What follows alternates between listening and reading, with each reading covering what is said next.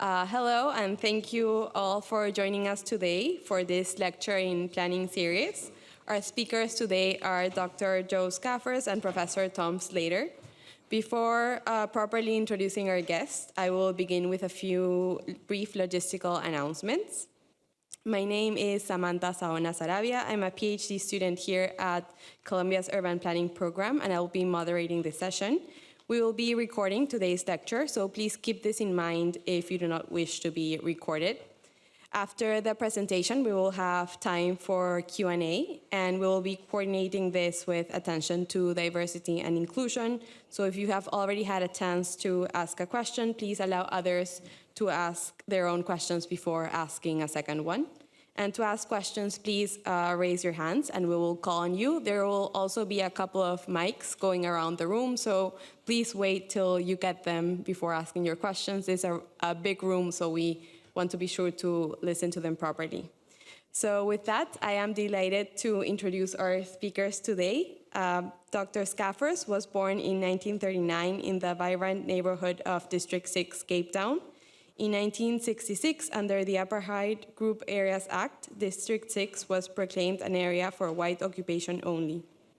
Joe, his family, and over 60,000 other residents of color were forced out of their homes, which were then razed to the ground.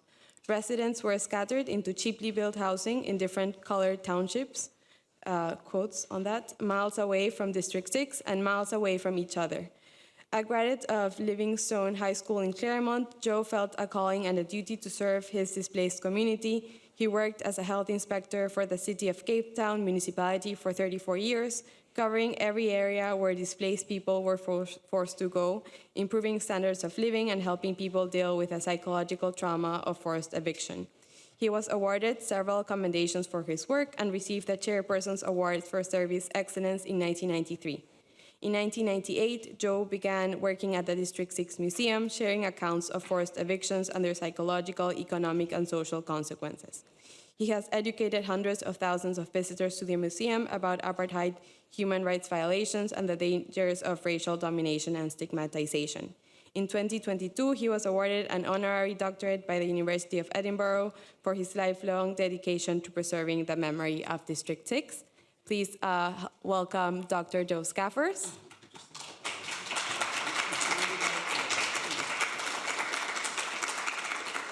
And we will also be having our very own Professor Tom Slater here from Columbia GSAPP, which we all know, so I'll keep the introduction brief. Thank you, Tom. Okay. Lots of stuff here. Okay. Hi. This is exciting. This is the world premiere of a research project that's been a long time coming, and one that so far it's become even more fascinating and even more of an occupation than perhaps we ever anticipated. But we're excited to share some initial findings today. And I just want to make two additional welcomes. The first is to the students who take my class Divided Cities. I made this session compulsory for them today, and I think most of them are here. So welcome to those students. And I also want to welcome Loretta Lees, who is here at the front, who was my PhD supervisor about 180 years ago. And it is so lovely to have Loretta here. I'm actually quite nervous. My teacher's here.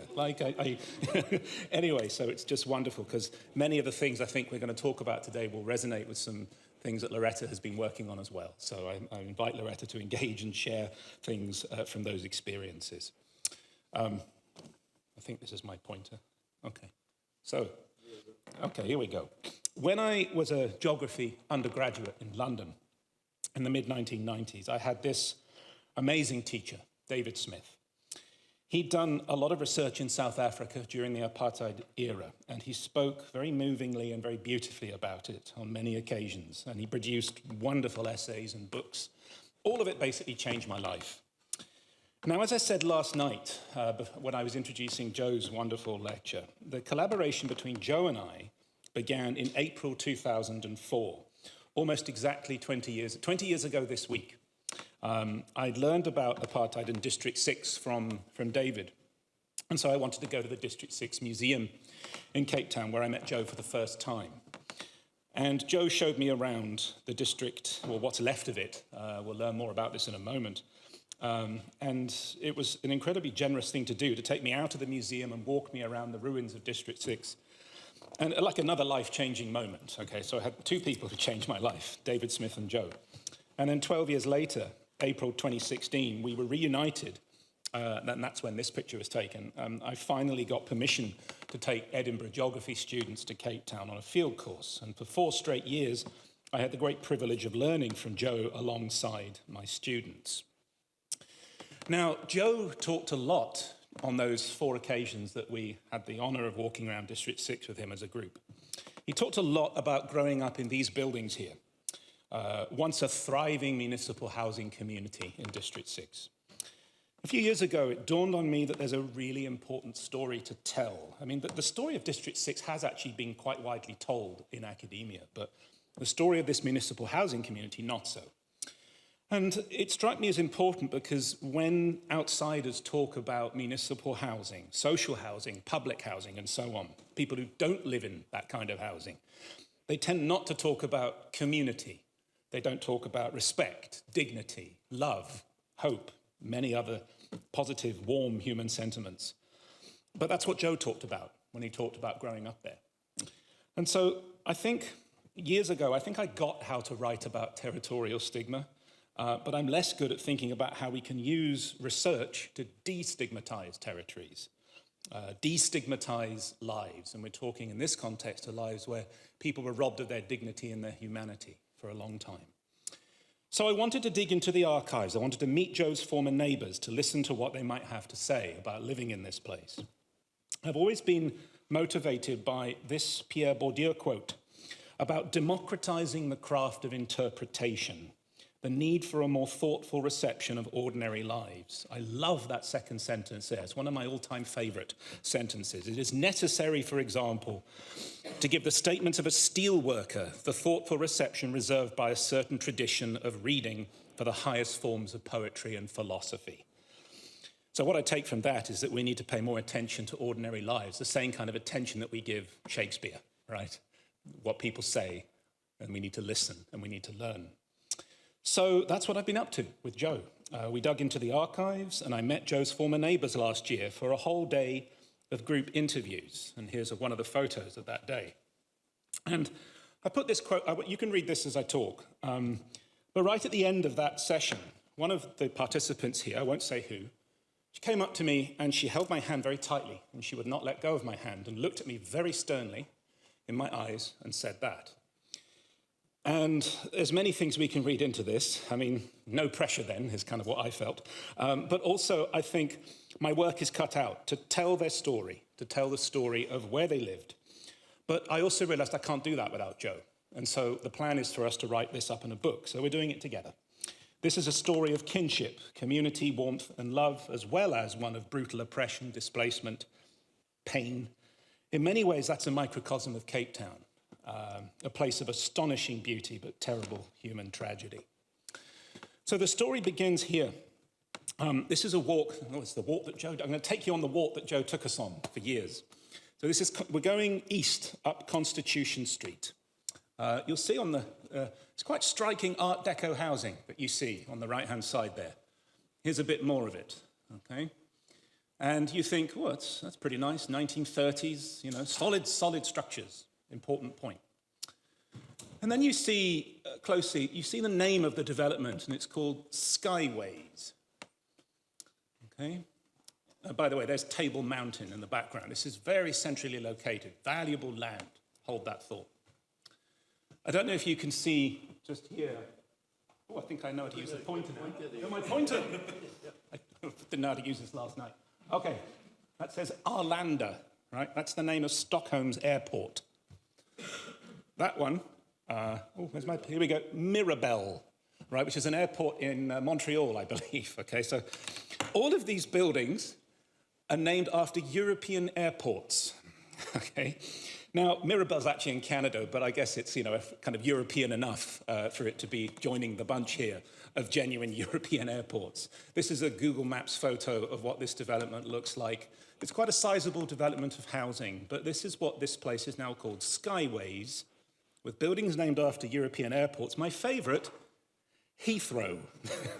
Now, I don't know how many of you in this room have ever spent any time in Heathrow Airport, but you think, well, who in their right bloody mind would name a place after Heathrow Airport with a straight face? But this is what's happened. Now this is a video I stole from the website of the marketing for this place. And I'm just going, I hope the sound works, but this is it. Yes, it does work. So this is Heathrow.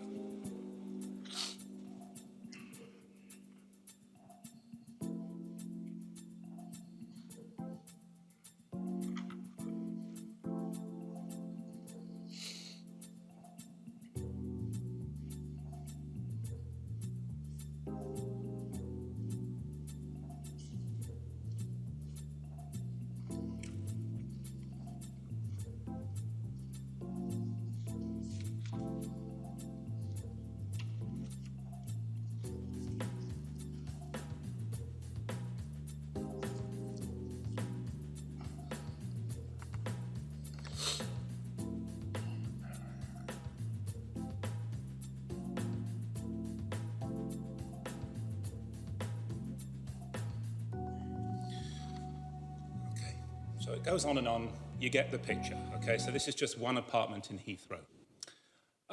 This is what it costs to rent an apartment in this development. That might seem very low by New York standards. I promise you by Cape Town, that is not cheap, okay? This is expensive. And this, Loretta will probably attest to this. As a scholar of gentrification, for some reason, we spend time looking at how places are sold, right? How marketing takes place, okay? This I just found utterly astonishing, okay? So this is the website for Skyways. There's a few things here I just want to point out. First of all, that they call it Zonneblum, the neighborhood, okay? And this is what District 6 was renamed as during the apartheid era, but it's now called District 6 again in a post-apartheid era, but the website retains Zonneblum, no association with District 6. And then it says here at the bottom, it's trying to sell grungy dive bars as a gentrification kind of experience. And I just find this kind of stuff utterly astonishing and actually quite nauseating how it's being sold, given the history of this place. And if you're not feeling nauseous, you may do. So finish your lunch and then I'll get to the history of this place in a second. So this is how this place is sold. Just to give you an indication of the central location, this is Skyways here. This is the central business district of Cape Town. This is north, so this is going east. Constitution Street, which was the road that we just walked up there. This is this one. This is a large technical college. Now it's called the Cape Peninsula University of Technology, I believe. And the rest of this area is what was District 6. You'll notice there's a lot of vacant land there, which Joe will tell you why a bit later on. Okay, so this is just to give you an idea of the location. I like Google Maps when it has these relief, you can really get an idea of the location here. So this is the area we're talking about, okay? A large area, very close to the central business district. And Table Mountain, and we're talking prime land, okay? Crucial point. Now, are there any clues as to what Skyways once was? Well, just one, that sign, Blumhoff Street. Skyways was once the Blumhoff Flats, which was named after a market garden called the Blumhoff Estate. Now, if you go to the District 6 Museum, you will get a sense of what the Blumhoff Flats was, but that's really all there is when you actually walk past this area to identify what it once was. There's just been one attempt to talk about the Blumhoff Flats in scholarship. A historian by the name of Shamil Jeppy wrote a short piece in an edited collection on the curation of the District 6 Museum.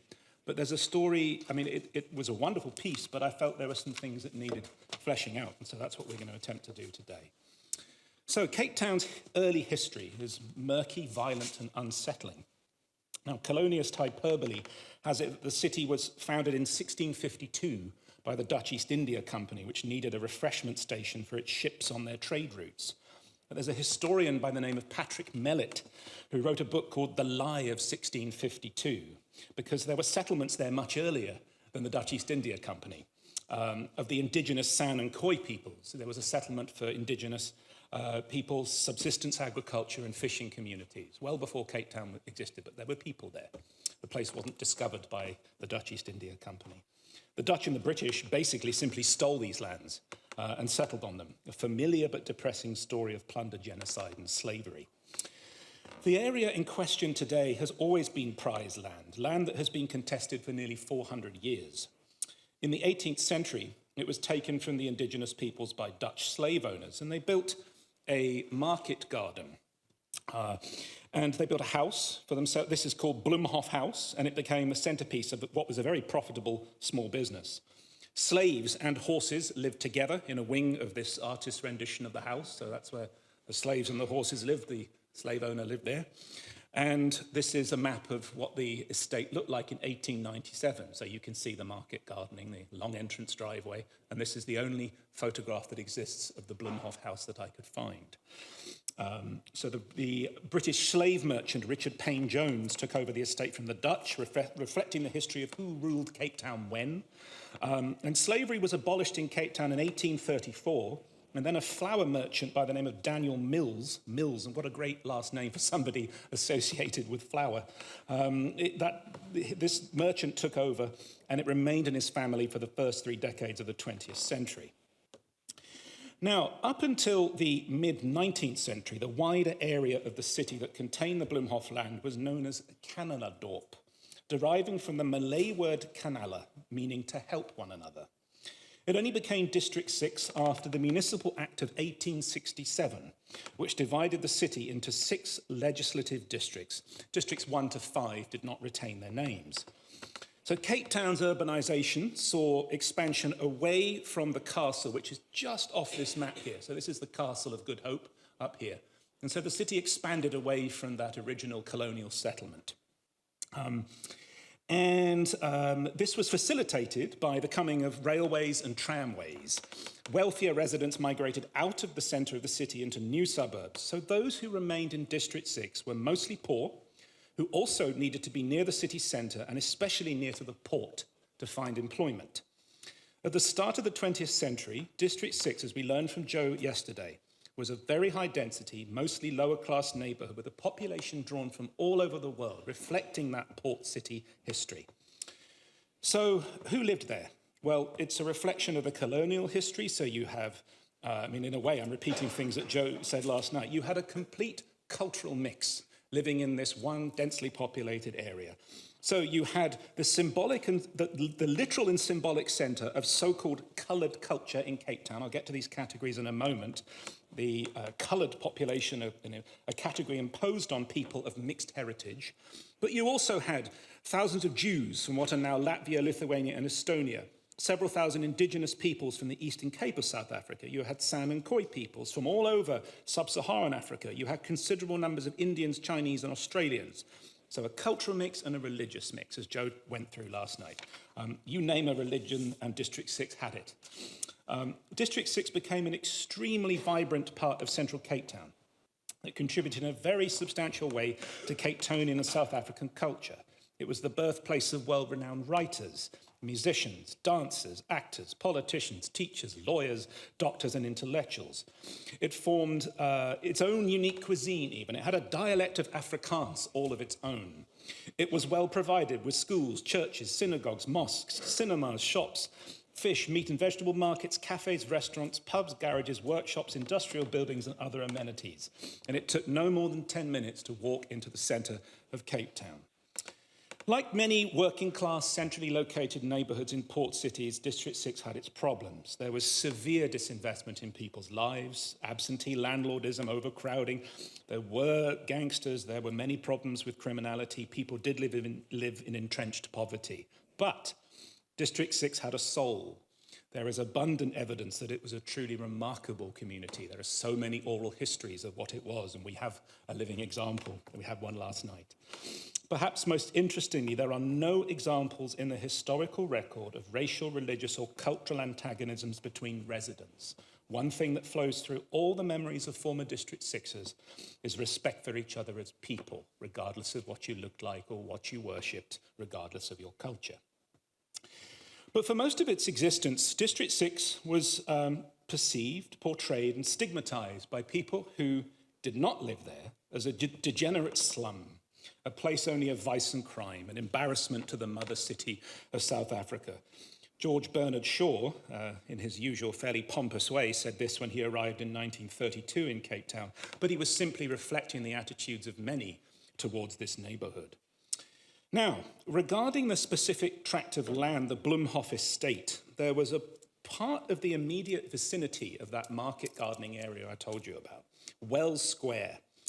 This area became notorious for degradation, for vice, for violence and squalor. The square remained for a long time the centre of a big public debate about housing the poor. It was synonymous with urban poverty, and clearing it up became symbolic of the council's intentions to rid the city of its blemishes. But the square was only one small part of a much larger problem of poverty, and campaigning against squalor would be actually a central part of Cape Town politics for decades. For instance, Bishop Lavis, the Anglican Archbishop of the city, in 1927, he authored a series of articles in the Cape Times on the subject of slums, pleading for reform of such conditions. Another thing, and this is crucial, there was town planning for the first time. Most of you in this room are studying urban planning. It was promoted in the press in the late 1920s, and planning models in England and the British Empire were given as worthy of imitation. In particular, Ebenezer Howard's Garden City movement. And in fact, Ebenezer Howard served as a consultant to the city of Cape Town in the 1920s. Now, planning for a modern Cape Town meant exercising power and control. Authorities felt that they had lost control due to the physical form of areas such as Wells Square, and this is the sort of the census of Wells Square in the late 1920s. So these are comments made by city councillors, actually in the decade earlier, but there were strong desires among the city's elites to govern the city in a new way via spatial planning, and it was deemed necessary to render visible the spaces over which government was to be exercised. The spaces that were out of control, such as areas deemed to be slums, would be brought back into the realm of political domination and social domination. So that was the motivation, political and social. The Slums Act of 1934 was a watershed moment for South Africa, not just urban South Africa, not just Cape Town. National legislation affecting the 8 largest cities in the country, modelled on English legislation again, granting legal powers for councils to expropriate land. In Cape Town, taking the city as a whole, this came hand in hand with the mobilisation of the Garden City movement that I mentioned earlier. Low-density housing, advocacy of decentralisation, green belt buffer zones, for any of you that remember reading about Ebenezer Howard. And it lent itself beautifully to the implementation of residential segregation. It was compatible with segregationist sentiments held by all levels of government. These levels of government were less interested in Ebenezer Howard's ideas about organic communities forming. How can we segregate people according to skin colour and according to social class? And so those ideas of the Garden City were seen more important than anything about creating communities. The Slums Act emerged on the back of detailed surveys of residential property in 1932 and 1933, ordered by the Medical Officer of Health for the city of Cape Town. This is just a summary of how District 6 was treated by the Slums Act of 1934. It contained no legislation whatsoever to rehouse people displaced by slum clearances that were being promoted at this time, solely concerned with slum demolition, and specifically for this to proceed without the accompanying provision of any alternative accommodation. There's a book which if you're interested in these issues, which I've always found helpful, Peter Maris, a scholar of displacement. He said this in a book that was published, I think, 1981, but then there was a second edition about 7-8 years later. Crime, drunkenness, prostitution, feckless poverty, and mental pathology do indeed cluster where housing is poorest, though not there only. Once this association has been taken for granted, any anomalous pattern of life embodied in shabby surroundings is easily assumed to be pathological without much regard for the evidence. Bad housing thus becomes a symbol of complex discordances in the structure of society, and this is crucial, and so to be treated as if it were a cause of them. I've never seen a better description of how slum stigma is activated and amplified in order to either segregate people or displace people. And usually the motivation is to get valuable land and convert it into exchange value from use value. So the Housing and Slum Clearance Special Committee of the City of Cape Town, it was formed right after the Slums Act of 1934. So there were 3 avenues open to the council. There they are. And under Section 17 of that Act, the council could acquire by agreement or expropriation any land comprised in a slum or any land adjoining or near to such land, if it considered it necessary or useful to form an area of convenient shape and dimensions for satisfactory development. These are crucial sentences that explain how the Blumhof Flats, which we're about to talk about, how it emerged. The first and only such area was Wells Square, which was expropriated together with the adjoining market garden, by then abandoned, and surrounding properties. And landlords were compensated. Even though they had been neglectful landlords, they were paid. They were paid off, basically. Here you go, here's some money. We'll take this land because we want to put it to a different use. Now, and this is a crucial organisation in how the Blumhof Flats was constructed and ultimately how social life in the Blumhof Flats, which Joe's going to talk about in a moment, how things unfolded in this development. The Citizen Housing League was a body representative of about 30 civic organisations, chaired by Bishop Lavis, the Anglican Archbishop who I mentioned earlier, and it played a role in responding to the housing crisis in Cape Town. It's noteworthy that Dr. Abdullah Abdurrahman, the first person of colour to be elected to the Cape Town Municipal Council, representing District 6, was on the board of this league. Later, so was his daughter Sissy Gould, probably District 6's best-known political activist, the first woman of colour to be elected to the council. What this organisation did was it put pressure on politicians to do something not just in terms of building housing, but to provide community facilities with it. It says very specifically here, the City Council should consider the erection of a large number of accommodation, new flats with community facilities. Nobody was talking about this, so there was a pressure group that said, you can't just build housing, you have to think about people's lives in housing, right? So there were these organisations that came together, this body, the Citizens Housing League. Now, what happened was, Wells Square was completely demolished, razed to the ground, 700 people were displaced and they were not rehoused, mostly because of the stigma attached to Wells Square. And in fact, the Housing and Slum Clearance Committee going to wash their hands of everything and said the national government should be approached on providing housing for people who are going to lose their homes here. We don't want anything to do with it. But that actually reflects the level of the stigma on this particular site. Now, this is the foundation stone unveiling for what became the Blumhof Flats. This is 29th of August, 1938. You won't be able to read that, so I've typed it out for you.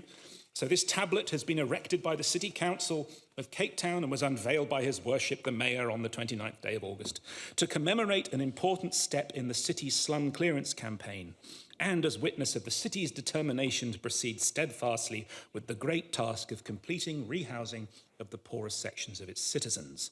So this was the foundation for what became the Blumhof Flats. Initially, the tablet actually included what I've put there. Upon this site stood for many years the notorious Wells Square, one of Cape Town's worst slums. But actually, that Citizens Housing League even was affected by the stigma. It said, oh no, we just need to bury that memory. Let's have a fresh start, a clean slate. This was how certain areas were treated at this time. So what then was built? Here it is. So, I showed you those pictures earlier, Google Maps pictures of skyways. I mean, something has changed, obviously quite a lot, but it's still the kind of outline structure is the same. These are the architectural drawings of what became known officially as the non-European sub-economic housing scheme at Canterbury Square and Blumhof. Designed by 2 architects from Edinburgh, and 11 blocks of flats were constructed, lettered A to L, a total of 370 2- and 3-bedroom units. So it was first approved 1935, designed the same year, opened 1939, and the whole development was completed in 1940 with a loan from the central government. And the idea was, if you look at the architectural drawings and read what the architects say, it was to create a mini garden city, right? And so the idea was you create these blocks of flats and you have areas for recreation. But interestingly, there was no community facilities, but there's a key change that comes, I'm going to show you in a minute, in terms of what was actually constructed. So this was what emerged on the site, and tenants were to be selected. So the Housing and Slum Clearance Committee were responsible for deciding who could move into the Blumhof Flats. Rent was to be set at those rates. Eligibility to apply mean you had to be in regular employment to get one of these flats. And your family income had to be no more than £3 a week, because anything more than that, and it wouldn't be what was officially termed sub-economic housing at the time. The income standard, though, could not be trusted alone, according to the councillors involved. So all applicants had to attend interviews with the City Council, where they would be assessed for sober and clean living habits. All flats were to be unfurnished, and this just shows how the stigma attached to not just places, but people. Okay, so people were assumed to be contaminated, and all their belongings were too. So everything had to be fumigated before people were allowed to move their furniture into these flats.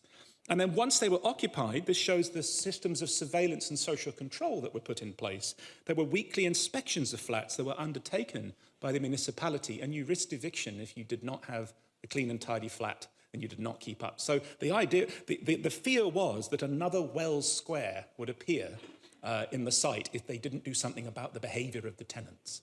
Okay, so that was how things were done. Just to show you the physical changes, this is District 6 in 1926.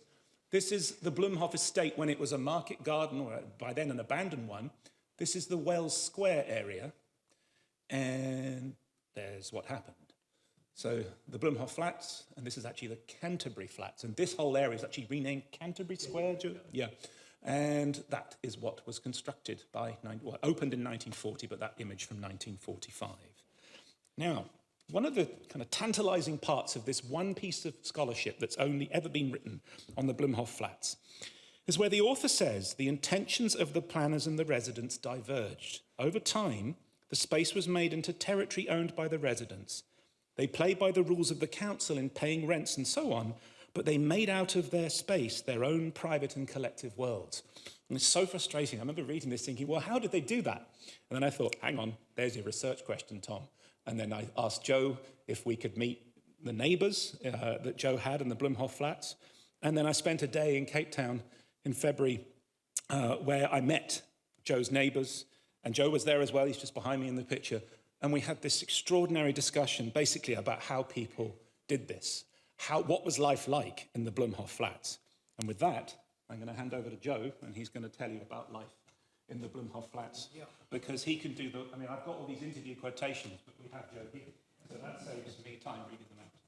And I'll go through, another thing is I'm about to show you some photos that are a compilation of photos from the District 6 Museum, but also they were photos that were given to me by people who attended this focus group discussion, which I scanned and put in here. And so it'll give you a sense, as Joe's talking, as to what the place looked like and what social life was like in this area. Okay, thanks, Tom. Good afternoon, everybody. What we're really looking at here is a collection of people living in an area which is supposed to be the modern outlook of communal living. And as you can see in what Tom had said, there was a special way you were sort of selected. It was a selection process in which you could get your space. But it was also very selective in that, and I must point this out also, and I don't think Tom alluded to that you notice that it was only people of a certain race group. I don't know if you noticed that, Tom. There was no other color other than so-called colored people, which in those days wasn't mentioned as such. And as I was born in these flats, in that time, in 1939, as my dad said, when the cement was still wet. So we had just moved into those spaces. The whole setup was, how do we get a whole group of people to live in an area and give them almost autonomy, whereby within that complex, we'll have everything that they really need. So inside those spaces, they eventually built a community center. And this community center had a hall in it, had a library in it, had, of course, a nursery in it. There was a rent office in it. So everything was sort of centralized. Those people didn't have to go out to go and pay their rent. Or if you missed your rent, there was another space down the road where you could go and pay your rent. because people were very scared to miss out on their rent because they could be evicted. So you'd find that people paid when the time was due. Even if it meant you had to run down to town later on to go and pay it, because not everybody got paid at the same time. And I remember many a day I had to run down to the city to go and pay that rent. Because my mom said, if you don't do it, we'll be out by tomorrow, which is a lot of bull, but in any case, that's what they put into the people's minds. And as you can see what the blocks were like, these were sadly neglected after a while. These were all rockeries here. They were rockeries that were attended by municipal workers, and they were beautiful, well designed. And you look at those buildings, they've been neglected, but that was part of the removal process. When people were being shifted out, slowly but surely, the city council started neglecting painting, whereas every 2 or 3 years, there would be a complete painting of all those blocks of flats outside. You were responsible for the interior of your place, and they gave you what was known as a powdered paint called Morello, which was a terrible thing because you put it on the wall and the next minute all that would be on your clothing because it was just the cheapest paint you could possibly get. But of course, we were very innovative people, so somebody discovered if you mixed a lot of salt with it, it'll stay on the walls. So of course, you'd find people doing this, but my dad was of another culture, and he decided he's not going to have Morello, he's going to paint his walls, which then started a new trend. So people started painting the walls. So your interior of your place didn't have to be painted every year. So you could paint your wall, and the paint you could wash off. So it was much easier and much simpler also. Within that space, on your walls, we had what is known as picture rails. Little picture rails where you could hang your pictures on. But what the reality of that, it was solid brass. So that became another job for you, especially as living in the blocks. When it comes close to the end of the year season, those brass rods have to be polished. They have to be brassoed. And our parents were tyrants on that. That thing had to shine like you cannot believe. And there was a lot of brass in those places. We had what you put on the floor was it's called linoleum. Because it was cork floors, so they used to put linoleum on top of that. That was polished and washed every week because you had the council ladies coming around to look at. You also had you can see that's my mom. Just go back, Tom. Yeah, that's my dad at the back there. That's my mom, and it's an aunt of mine standing in front of it. And that's my niece sitting on one of the walls. And you can see how solidly those buildings were built. And everybody had a turn once a week to wash down all the stairs. So from every floor, the 4 floors, each person had a turn. And that notice was put at the back of your door inside. So you would know when it was your turn to do the washing. And it washed from the top right down to the bottom. That meant using things like Jay's fluid and keeping the place spotless and what have you. So it was very, very staunch and stern method that people adhere to. He was one of the caretakers, Mr. Lane. They used to come around, and we had caretakers inside the space. And there was one chap by the name of Mr. Bucas, which looked the part, acted the part of a typical Nazi general. Come along, and he later on started setting a time frame that everybody had to be off the floors of Bloemhof Flats by 9 o'clock at night, and he became known as Mr. 9 o'clock. So at that time, when he comes around, you're off the floor. And of course, they worked on your parents' nerves because the parents were threatened. If your children don't listen, you'll be kicked out. So we then started a system, of course, as we grew older, we just didn't want to adhere to this law of, we were adults. How can you tell us at 9 o'clock we must be off the floor? But he stuck to that. And of course, the council was on his side. So he carried out this rather a strict way of keeping us tied down.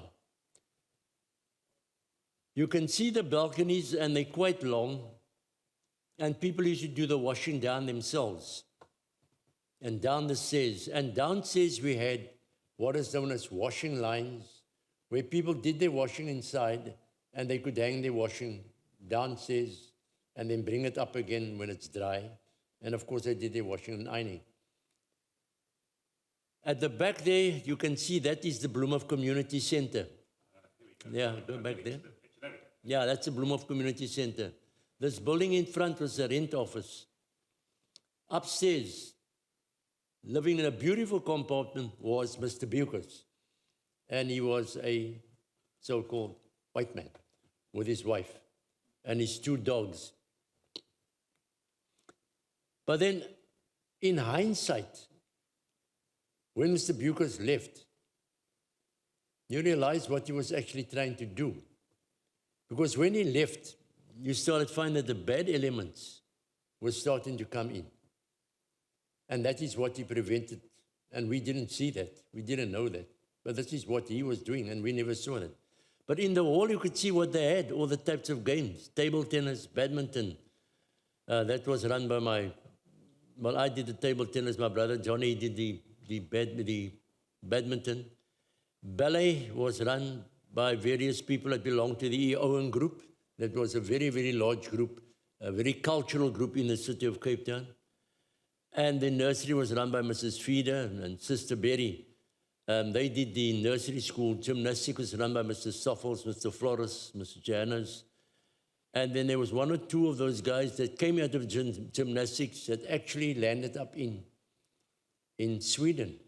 They became gymnasts over there, and they brought back. So we learned a lot and then landed up in Sweden. And cooking Solomons was done by Mrs. Solomons, of course. And there were sewing classes. Weightlifting was Alex Thomas. They called him Boere because he was a big, burly, fair-skinned colored. But the Dutch were known as Boere, so they just named him Boere. As I said, we used to give his other nicknames. And the library was run by William Mullins and Mr. Musson. So we had a full-on library that you could borrow your books from and go and sit and learn and study there. Percy Wilkins and Mr. Solomons, of course. And there were first aid classes. But we also had various churches on Sundays. They'd have their services inside the community center. The community center also had a hall in it where you could do your dances. You could have your private functions. So Bloemhof Flats actually became a community within a community. But it didn't stop us allowing people from outside to come in there, to come and share what we had, because they never had it. So we had a lot of our chaps coming from outside that joined our soccer clubs, that joined our cricket clubs, that joined our athletic clubs, yes. Joined our athletic clubs. And so we were able to educate and raise the standards surrounding. And it's not only that you can see there's called the Bloemhof Crusaders, and you can see the amount of trophies these guys won. You can imagine how talented they were in the instruments that they played. And it was all musical instruments they played, not a singing group. Here they are in their full regalia at one of the flats. And the photo was taken. I've still got some. 1 or 2 of them are still alive, but most of them have passed on, because that's a good couple of years ago. But music played a major part in District 6 also. And we even had some of our guys that came out of Bloemhof Flats, although the council frowned upon it, called minstrels. But we never had minstrels inside Bloemhof Flats. They were outside of Bloemhof Flats. And District 6 became very, very famous for your minstrels, which over the festive season used to wander through the areas. Your Christmas choirs used to go over the Christmas period. They used to play hymns. It was all hymns, very religious. Whereas your minstrels played your music from across the world. And they covered the whole of the city, Cape Town city, the streets and what have you. You can switch over. Yeah. Here we have a table tennis club, which I belong to, Liberman. And of course, I couldn't be in the picture because I took the photo. So you miss out on that. But you see, with table tennis clubs as well in those areas. So District 6 had a lot of activities that kept people going. It wasn't just as people had put it as a slum-ridden area. There were a lot of activities. We had rugby clubs, we had soccer clubs, we had table tennis clubs, we had bodybuilding clubs. We had the Eon group, where it was a very highly cultural thing. They did all the operas like La Traviata, Madame Butterfly. All those were done, and they were done in the City Hall in Cape Town. Even during the apartheid years, although there had to be separate seating for whites and so-called coloreds. Then, of course, you had your notices were put up at your various areas. And it was, as it says, that was called the Separate Amenities Act. We had a couple of acts, your Separate Amenities Act, your Immorality Act, your Mixed Marriages Act, your Group Areas Act. All that kind of acting, they should have won Oscars, going to show you they did it. Strange use of the term public. Yeah. But these would sort of reserve a special place for people of color and for whites. And you'd find that our beaches were always the worst beaches, where there were riptides and there were rocks. So you either learned to swim or you drowned. One of the two. You had no options in between. And so we had very, very good swimmers, because that's where you learn to do, you survive. And then, of course, these were the various Group Areas Acts. And they were proclaimed by the government as it. And you'd find that it started out in the more affluent white areas. So it started out in places like Camps Bay, Sea Point, Mully Point, Green Point, below the slopes of Signal Hill. I've got you a pointer now, Joe. Yeah. So you can press the button there. Now I'm a fossil with these things. Yeah, okay. There you go. It's working. When you're 300 years old, you get caught up in these things. It buggers your mind up. Now we had Bloemhofplatz, it was over here, which of course later became known as Zonnebloem, after it we'd been kicked out. And those people living there, you can see they're within walking distance, the place to work, the schools, the churches, the recreation areas, and the shops. Suddenly the area is declared as a white area in 1966. And then in 1984, they started destroying the areas and moving us out. And then they started taking us out of this areas over here and taking us to areas such as Windermere, Factorton, Kensington, which was the closest. But eventually landing in this huge area that is generally known as the Cape Flats. Geographically speaking, your Cape Flats is everything between your Atlantic Ocean and your Indian Ocean, which is False Bay, consisting of sandy, windy, Port Jackson covered areas. And here we were placed into what is known as townships. Townships, as I alluded to last night, that was based on your Nazi ideology of ghettos. But unlike those ghettos, we had no barbed wire fence and gun towers to keep us in. But we were racially divided and entrenched in these areas by means of railway lines, highways, rivers, and industrial areas. But you can see how far away from the city we were placed. Where I lived before, in Bloemhofplatz, it used to take me 20 minutes to walk to work, 20 minutes to walk back. Suddenly I landed in one of the areas called over here, which is called Hanover Park, which is close to Manenberg, Rylands Estate, this area over here, Hanover Park over there. Then it took me an hour, hour and a half by bus to get to where I lived and worked in the city. Now I can imagine what this did to people financially. It used to take me 20 minutes to walk, so all I really had was shoe leather, that's a skin. But suddenly you find yourself that far out of the city. That had its cost. And when you were kicked out of these specific areas, your salaries wouldn't increase, but your financial burdens increased. So what do you think is going to happen to people? They're going to become poorer and poorer and poorer. And as your poverty sets in, so does depression. And with depression setting in, what do many people resort to? Your drinking. Your drinking is then followed by your drugs. Your drugs is followed by your And that set the tone for your areas in those specific areas over there. I worked every depressed area as a health inspector, and I was telling Tom, I worked for a very, very affluent firm, fishing firm, in the city of Cape Town, where I was earning, in a sense, white salary. But I always felt this wasn't the space for me. I needed to work with my community. Because I was seeing the suffering. I felt the suffering of the people because I was part of it. And then sitting in the office one day, I looked at the newspaper and I saw what was advertised was for health inspectors. And I thought, okay, that looks like a thing I could do because it meant working with your community.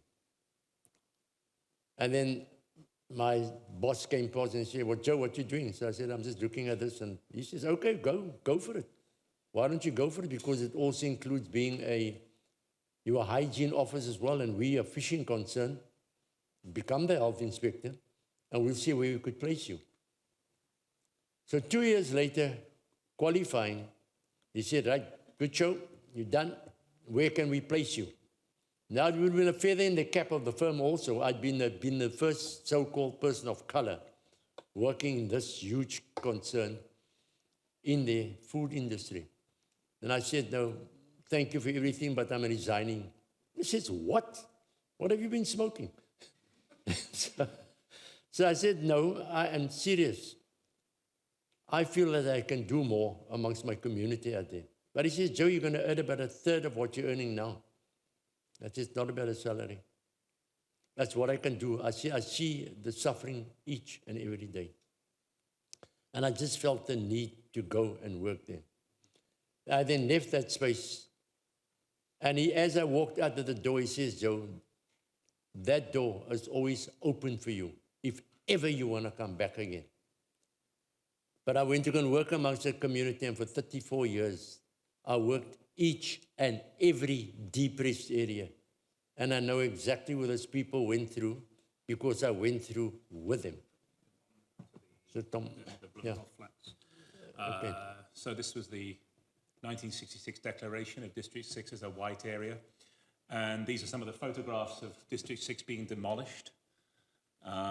This shows, well, Joe can talk you through that. Yeah, I just want to tell you about that particular street. This is called Richmond Street. And on your left-hand side, you can see a very busy street. You can almost hear the noises coming out of the street. On your right-hand side, Tom, can just point to the church over this side over here. Yeah, no? That is the Moravian church. Right on the top where those arches are, that's where these so-called white folk lived.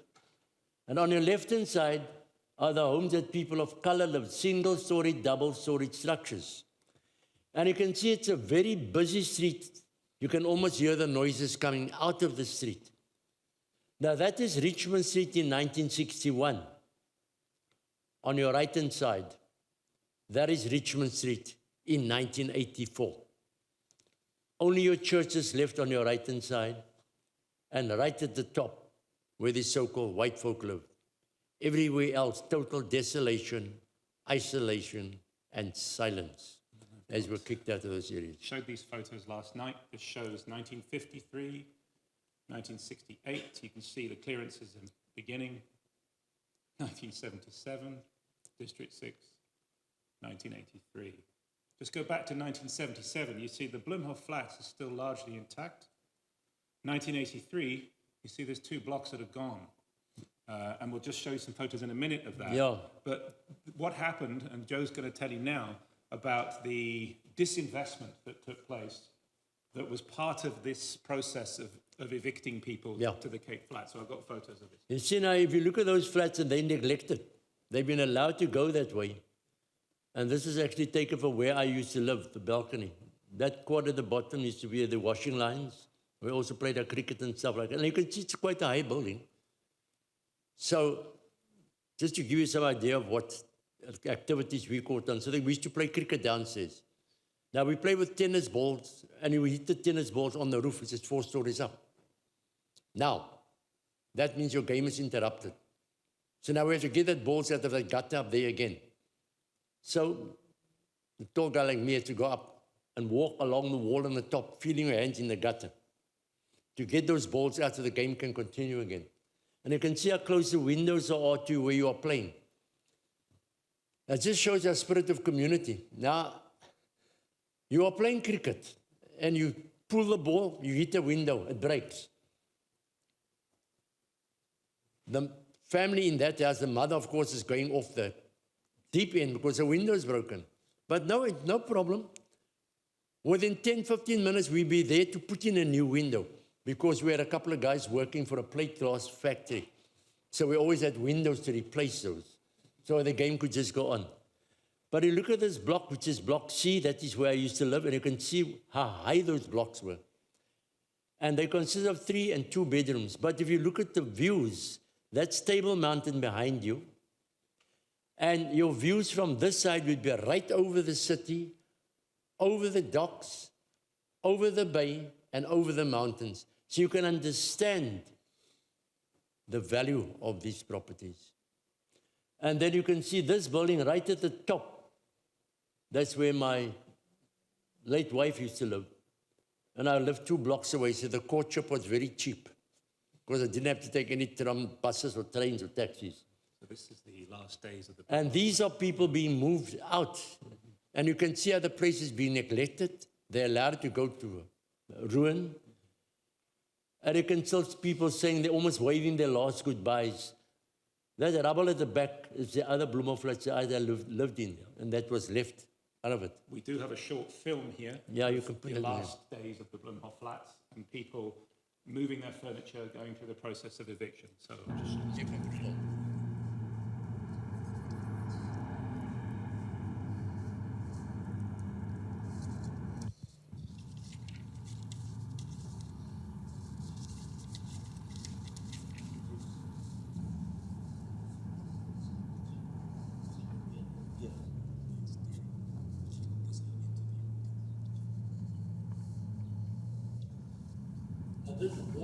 This block of houses, they were left behind. And the owner of that block, that was the only space that people, that gives you some sense of what was lost. This is actually the Tafelberg Hotel, where I played with the band that I was in. We played there. And there were functions, weddings and stuff. I can see people being kicked out. This is how they face the life.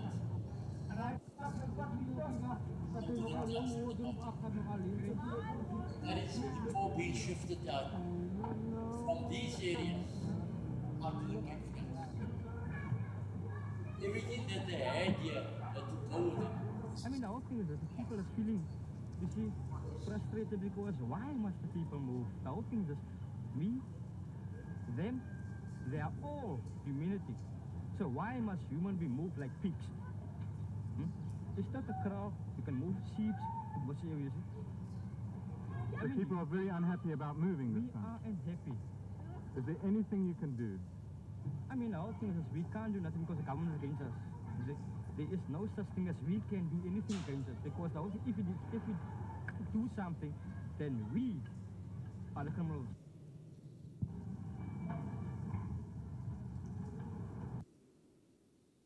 And all those people were taken out of those areas in the center of the city, within walking, there's a place to work, there's schools, there's churches, there's recreation areas, there's shops. All ripped out and then put into those townships that were placed out there. And you weren't taking it as a community. Oh no, divided the rule. So individually you are taken out and you're scattered among total strangers. And these are communities of 30, 40, 50 years. So everybody knew each other. There was always Auntie Millie, Auntie Bill, Uncle Bill, Auntie Sally. If anything goes wrong, because it's right close to you. Now suddenly this is taken away from you. Now I can imagine what this did to people who are 70, 80, 90 years old. Suddenly you're uprooted, you are thrown, and you're thrown among total strangers. When I lived here, I knew virtually everybody in that place. I lived there 28 years, and everybody knew me. Suddenly we landed up in Hanover Park. I didn't know my neighbor on my left, on my right, front of me, behind me, above me, even above that. We're all sitting in isolation. Many of those old people just gave up the ghost and they died. Some people committed suicide because they don't understand that the color of their skin had caused them all this misery. And where we lived in Bloemfontein, within 5 minutes you could be 6, 7 different shops. There were shops on every corner. The center of your city was 10 minutes away. Suddenly when we moved out there, we had one little shop. Then I had to walk about half a kilometer to get another little shop. But you had to navigate through areas that you didn't know. So it became risky because of the gang elements that were starting to develop. Okay, so just to add a little bit more from that focus group discussion, one of the things which came from that discussion with Joe's neighbours, I mean, you've seen it through Joe here, is that the pain of the removals is still raw 50 years on, right? So the sense I got from people at that day was not only the incredible warmth of the community that existed, and in many ways still exists, even though it's scattered, but the humiliation that people felt. So much so that life became this perpetual search for dignity. And so you've heard this from Joe, and there's many quotes I could have read out, but in a way there's no need because of Joe's presence here today.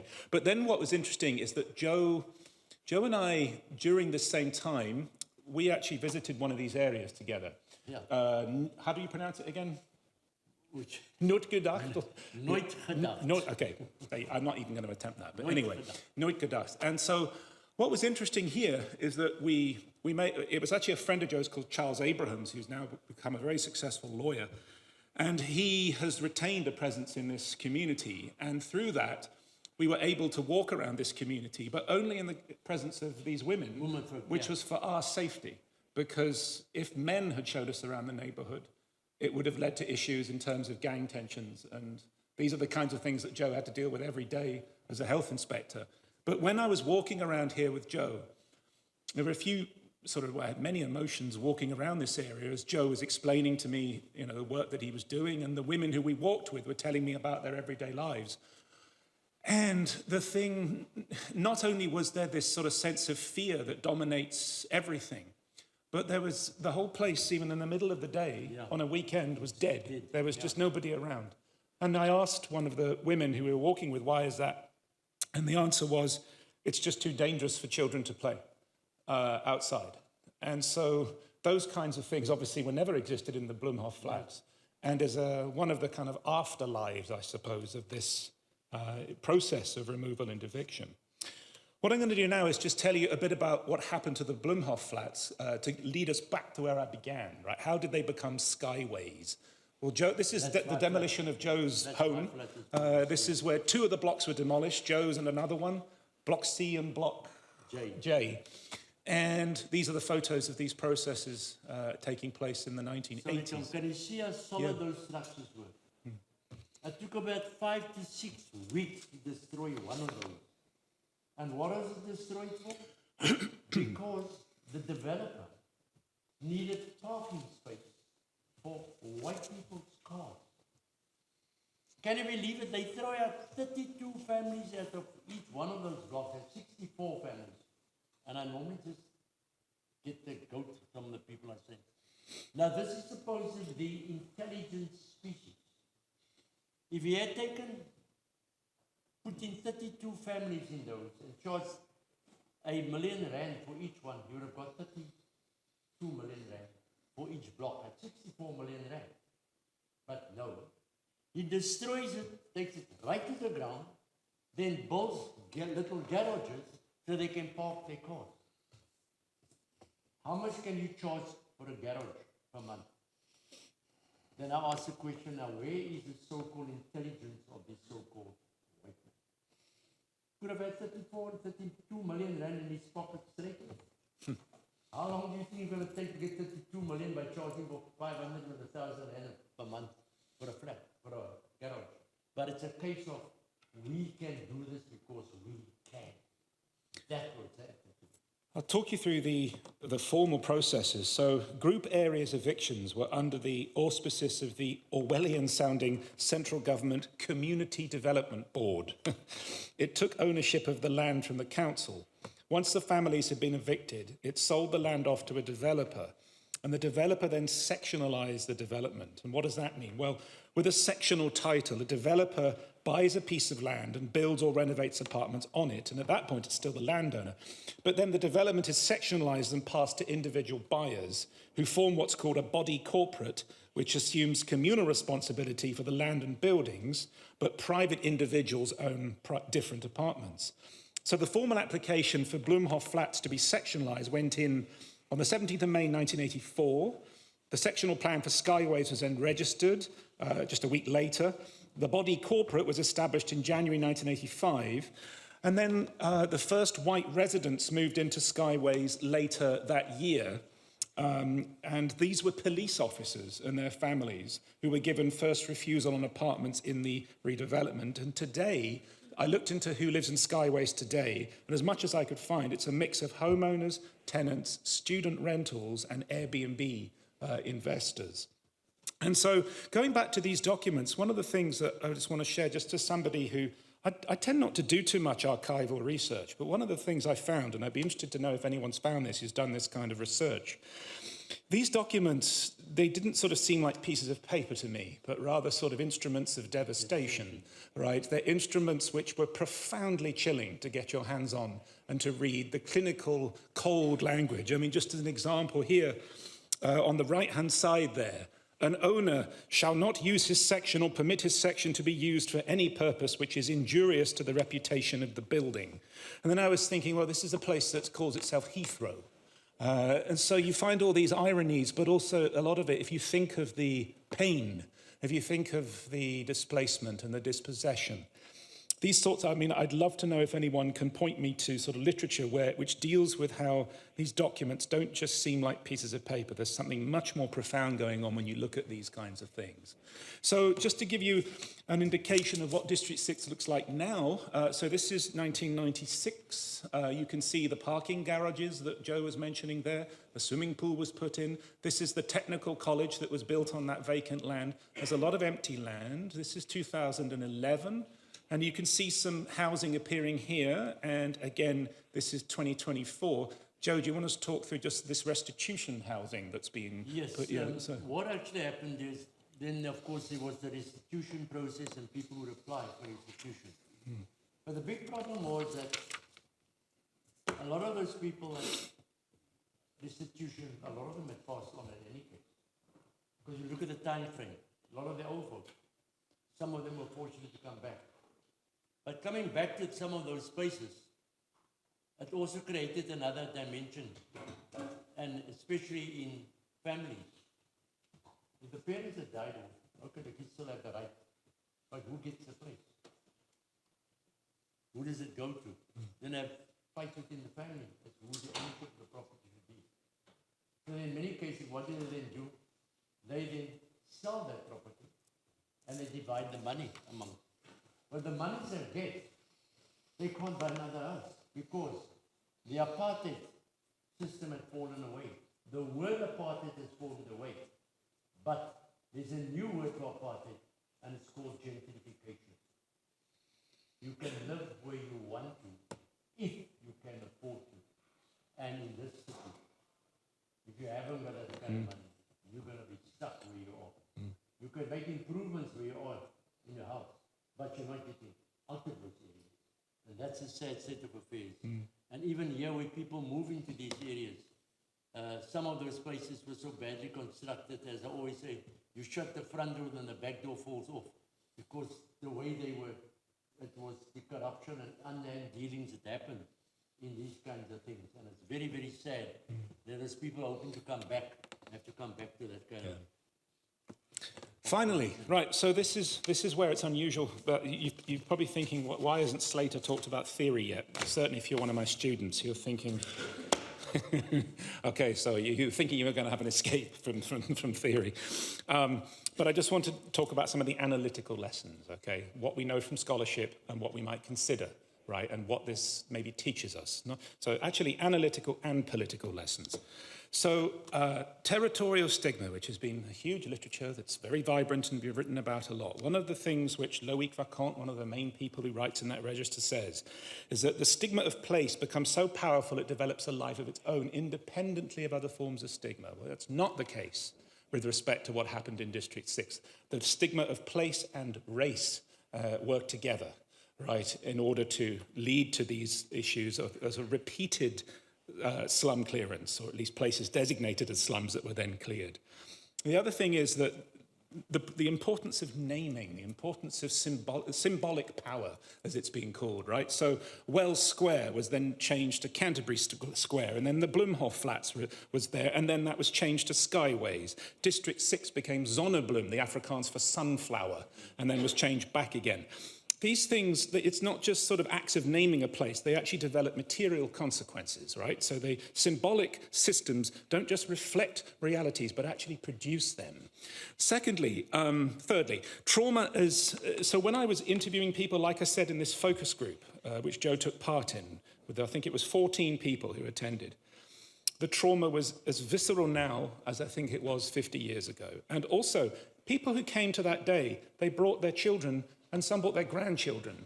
And it was interesting talking to them during the breaks in our discussions and saying that how much they feel that pain of displacement. And I don't think in the big literature on displacement you tend to read too much about that. Another thing is the question of land. Like I said, this has been a site of struggle for over 400 years. Okay, so you have the early kind of, the pre-colonial days, and you have the colonial, hundreds of years of colonial domination, and now you just see more of this in the processes of apartheid, evictions, and then gentrification. And there's this tension between how land is valued economically and how land is actually seen as part of yourself. So there was one participant in the focus group who actually said, the Bloemhof Flats is part of me. I'll never forget that. And she was saying, it's a piece of me, right? And so this is how a different understanding of land. Rent gaps, you know about these if you've taken anything with me. These are not squabbles in journals. I don't think we should think of them like that, right? Whether Neil Smith was right or wrong and all that kind of nonsense. Rent gaps are sites of displacement, violence, and immense pain, right? Wherever there is potential value in land, you find tremendous suffering, dislocation. And I think that's actually why that theory was devised. And I think it's easy to forget that. Archival documents, like I said, are not static containers of information. They're instruments of destruction, which have afterlives. You feel it as you read them and hold them. I'm still trying to process how to deal with this. There's a concept coming from geography, domicide, which means the deliberate destruction of home by human agency in pursuit of specified goals. Doug Porteous and Suzanne Smith, who came up with that.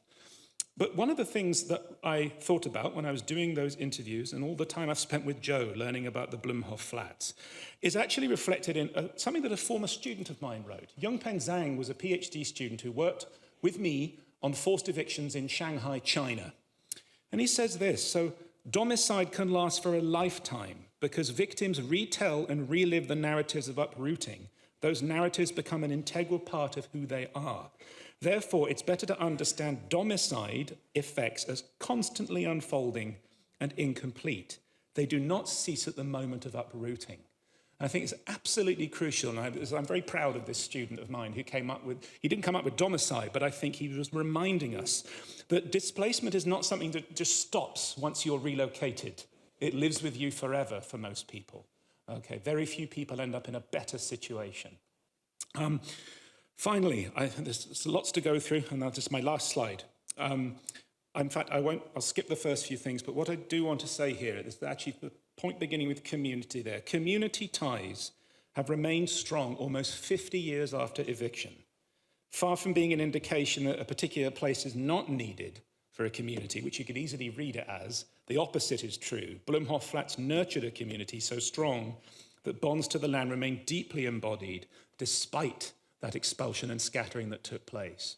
One of the things that was heartwarming in so many ways was seeing how these former neighbours were still acting as if they lived in the Bloemhof Flats. At least that's what it appeared like to me. And all these friendships that day were there. And it was just, I felt like I was there, the way they were talking about it.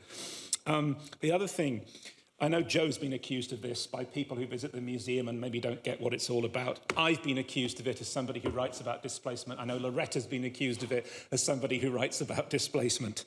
You're often, people who want to kind of challenge this, who can't cope with it, they say, oh, Slater, you're just romanticizing the past, right? You're saying, oh, how wonderful everything was, and that makes your political argument stronger.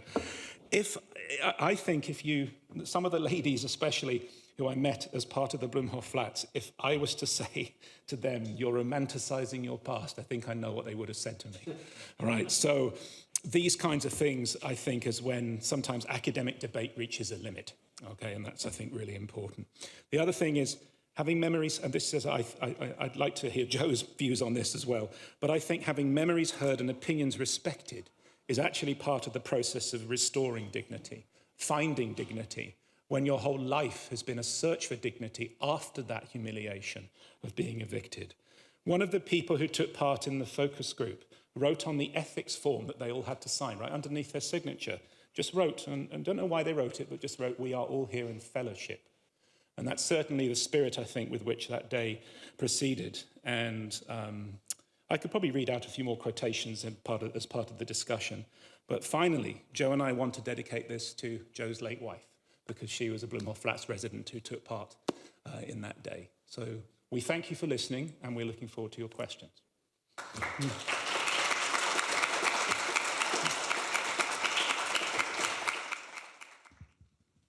Thank you both for a tremendous presentation, and the focus on Blumhof Flats allowed for a beautiful reading of history through a very specific place, and it was quite moving. My question is how you were able to convene this group of former residents and the process by which you were able to find everyone, and if people have been able to keep in touch even across geographic dispersion. Actually, it wasn't difficult. Cell phones and WhatsApp is a hell of a thing these days. So you're always in touch with somebody. And but the spirit of belonging is still there with people. It makes no difference where you are. But the sad part about it is that you've been so far removed from people that you've been engaging with for so long. And suddenly they are all gone. And the next time you hear about them is when they're getting buried and you're attending a funeral. Because distance was the other killer.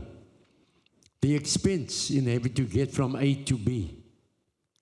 So slowly but surely, you start losing that close contact, but you don't lose all the contact. And what will happen is that the children or grandchildren will not have that same sort of feeling because they don't know each other. So they won't have that feeling. But parents, yes. And grandparents, yes. They can relate to it. Your younger generation will not be able to relate to that sort of spirit of community that we used to have before. So as somebody had said earlier, Tom had said, why do you harp on the past? The problem, we'll harp on the past while there's still the past like me to be there, to let people know what was lost. And I'll keep on harping on the past and telling people, if you had been there, you'd know what it's all about. Because you haven't been there, you come along and tell me, forget about it, it's in the past. Bull dust. It's my life that had gone, and that was at the stroke of the pen of somebody who decided that specific area must now belong to somebody with a lighter skin. I mean, the other thing is I was, as the researcher, not from Cape Town, white, middle class, totally different biography. There was I, and I'd never met these people before. I would never have done this, of course, without having the connection with Joe and the story that we have together. But I do remember when we first sat down to begin the discussion, just to give you an indication of how much ongoing suffering there is and how much uncertainty there is in people's lives. Joe had to say to everybody, even though they knew this already, I think it was the reminder that you gave to everybody, we're not here to allocate you restitution housing, right? And it was this was a really difficult dynamic to navigate as a researcher, not from Cape Town, to be there, just to learn and act in solidarity and to listen and to take the story seriously was the most important thing I could do, rather than sort of say that there's no material benefit that's going to come from this, but there is something valuable in talking about a past that many people, especially in positions of power, tried to bury. So I think that's one thing I'd say just from my own experience doing this kind of work. It was challenging, very challenging. I'm not sure how well I did, but I wouldn't have done it without Joe being there. I must say, Tom was like a breath of fresh air, where somebody was prepared to listen and do something about it, and not sort of nail us because you're trying to recall the past. It's trying to, the strangest part about it is that parents themselves never told the children, in many cases, what had happened. So they have no clue, especially when they were young. They just grew up in the area, they know that. But it's a case of parents' guilt. Why didn't we stand up? Why didn't we fight? Why didn't we fight for what we had? But unfortunately, in those days, the army, the navy, the police, all the armed forces were in the hands of these so-called white men. And the minute you stood up against them, you became a dissident. You became a communist. And all you were asking, I want to live where I am. Why are you throwing me out? And this is the big problem. And like so many people say, we passed it. And I had said to many of my colleagues I work with, and he said to me that, they gave you new houses, you came out of slums. And I said, okay, big mouth. You leave your car at home for 2 weeks and come and live with me and do everything that we have to do on a daily basis. Then you tell me you've got new houses and tell me to forget about what happened before. And he just backed down. Because if you haven't lived it, you cannot come and talk about it. And this is what a lot of people, they never experience it, but they tell you, forget about it, it's in the past. You must move on. Move on, how can you? Any other questions, Hans? We have time for maybe 1 or 2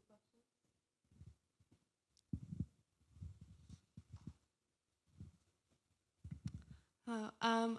In the way that you spoke about the Skyway being marketed, I was just viscerally reminded of the way that waterfront properties in Gaza are currently being marketed to foreign people in order to come and have a beautiful home in this area where people are actively being displaced.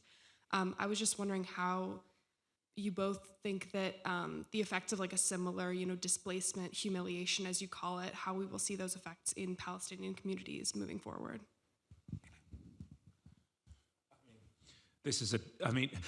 It's not just Gaza, it's not just Palestinian communities. Anywhere people are involuntarily ripped from their community, you will see these kinds of things happening, because this is why I think my point about symbolic systems is important, because part of the process of gentrification or part of the process of dispossession is burying what was there before, obliterating the idea that there was any kind of community structure, because it's easier to justify ripping apart a place and displacing people, even killing people.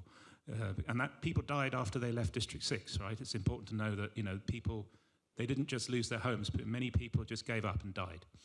And so these processes are all connected wherever they happen, and the common thread among them is they are justified by a trivializing and dehumanizing lives that were there already. So absolutely, I think that's happening in the context you mentioned, but I would say that it happens wherever I've been reading about places and places I've researched in the past, and certainly it's happening in these examples. And in terms of where you go from here, right, I think one of the reasons Joe and I wanted to do this research was to try and recover a history that had been squashed, right? So the only thing you see that this was ever the Blumhof flats is a street sign saying Blumhof. That's all there is, unless you go in the District 6 Museum, which many South Africans don't, Joe tells me. So there's a real need to try and provide and humanize places where people have not been treated as human beings. I don't know if you want to add anything. And it would be, strangely enough, you'd find that, as I always say, people living on the other side of the line always say, why do you keep going on about this? Why do you keep on calling back the past? Then I tell them, let's look at it this way. Where you are living now, if tomorrow the systems change and you get thrown out because the color of your skin doesn't warrant you to be there, what would your reaction be? So don't come and tell me we must forget about the past. Just put yourself in that position where it could suddenly happen to you. What would your feelings be? And how would you bury it? It's not something you bury easily, because you've caused so much harm, so much damage, so much pain in what you were doing because of possessions. And that's what's every war, everything that's been fought over is possessions and power. And this is the same thing that happened. Again, possessions. You'd find that only areas of prime property importance were ever declared for white occupation, because they paid people of color next to nothing for their properties, or less than next to nothing when they expropriated it. And in your part of the world, it's known as eminent domain, kicked us out. Then those very same property resold to another race group at inflated prices. So profits were being made on the misery of the color of a person's skin and the areas they lived in. And that is the big problem that we saddle with. Because all the choice areas that people were moved out of were areas of prime property importance. And that is what District 6 is. And I asked, but why hasn't it been developed? Simply because of that very same thing. If they can delay that process long enough, and people get fed up and give up on wanting to come back, what do you think those properties are worth?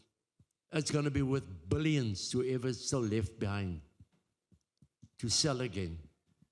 And the memory of District 6 will be gone, because you'll have gentrification taking over on a big scale. Even an area now called, that used to be called the Boerkaap or the Malay Quarter, there are people living there who are old. But what is happening now is your rates keep on going up. Taxes goes up. Those people can't afford to pay it. So they get kicked out. And who do you think buys it? You see how the fight goes on, the war goes on. Not with ammunition, but through this, the financial fights that go on. And it's destructive, I think, virtually throughout the world. It's happened in so many, it's happened in your country. We have found so many places. In fact, we had a very good talk to one guy from the Bronx. Boston. Yeah, he gave us a breakdown. I was gobsmacked to hear what had happened there as well. And so many places, right down the road here, Harlem. The same thing happened. So it's not a case of only, but it's all about enrichment, money. Never mind people's. I think Loretta had a question, the final. Maybe collect the two questions and Yeah, we that's can okay. answer. Pedro, oh, sorry, I think this was for. Oh, we're collecting questions. Hi, thank you so much, Joe. I wanted to know if you could speak about the Black and colored community's feelings on restorative housing. We see a lot of news reports over in our media where there's a push to retake some of the land from the Boers and their descendants, and the fight where they're saying that's unfair.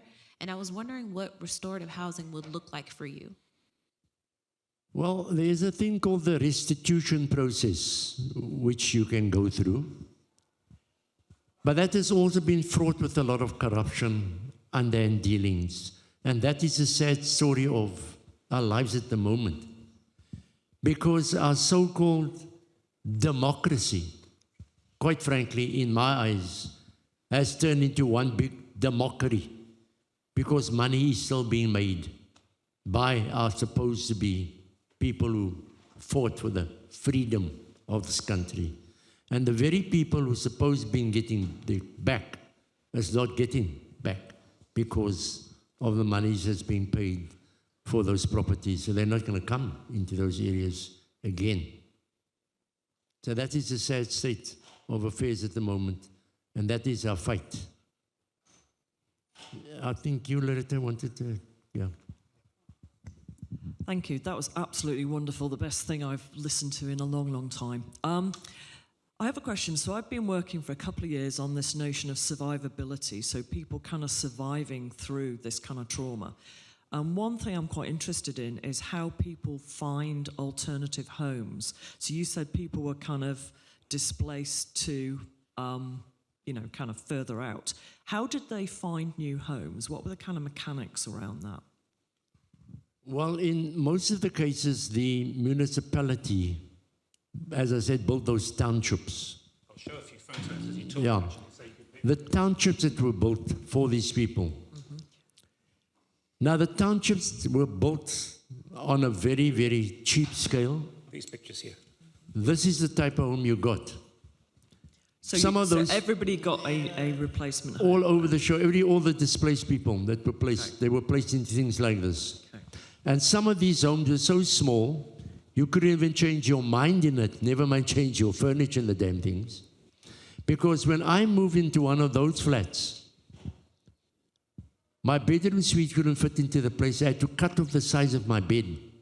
I couldn't get my wardrobes into the place.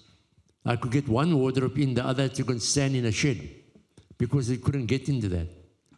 Now I can imagine what this did to people who've been married 50, 60, 70 years, who had the best of furniture, your stinkwood, your yellowwood, your whatever furniture, they were solid furnitures. They couldn't take it with them.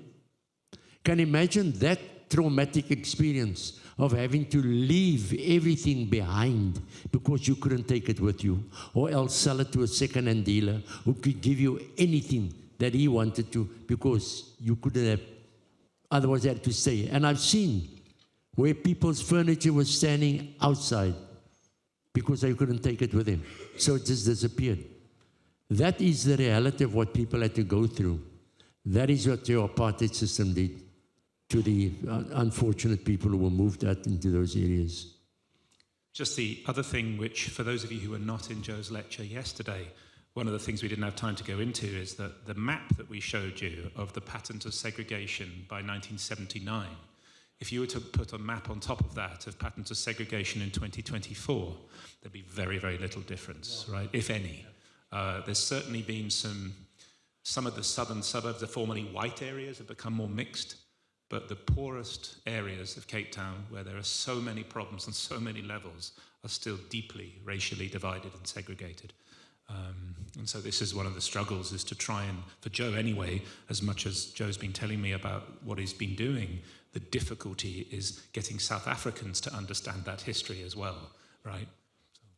You see, the big thing is that apartheid had been geared.